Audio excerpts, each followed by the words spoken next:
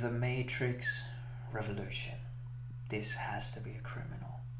The final film of the trilogy has to end this way.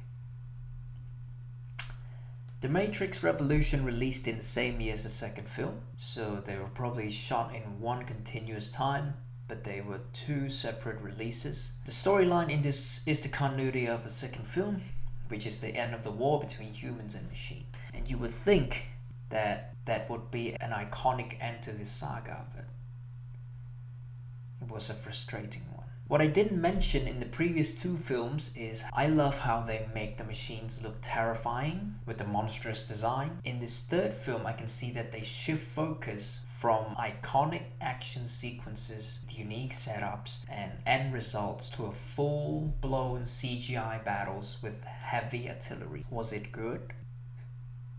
You probably have to watch it yourself. That is basically the indication of trying to be epic and failing to be epic. They tried to make this look like a large-scale action scenes, but failed miserably because it was so hard to concentrate or see clearly what the heck is going on. Plus, it's not as half as iconic as hand-to-hand combat scenes that defy the laws of physics and or whatnot. The thing that makes the movie famous in the first place. The Trinity jumping kick, the dodging bullets, the bullet stopping, even with gunfire, they made them look so beautiful with slow-mo and great visual effects with long-lasting impacts. Besides, the storyline takes most of the screen time from the important characters like the original trio and the crew and give them to the most random and useless characters that I could not care any less about. There's nothing strange that this movie is the weakest out of the three films in terms of audience and critics' reviews.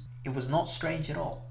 The absolute best part of the film is the iconic action scene at the end with Neo and the Smith clones in pure green darkness with all the rain and slow-mo effect. That's how he built an action scene, and that's how they made up for their mistake in the first bloody 2 hours and a half. Our protagonist and antagonist were able to learn new abilities and got buffed so hard in this film. There's nothing much more to say rather than expressing frustration towards failed potential. Just like I said, everything about the film becomes a waste. Basically, a saga ends with a very weak and unsatisfactory film. So I'm gonna go ahead and give this film a 6.5 out of 10, and I'll see you in the next one. Goodbye.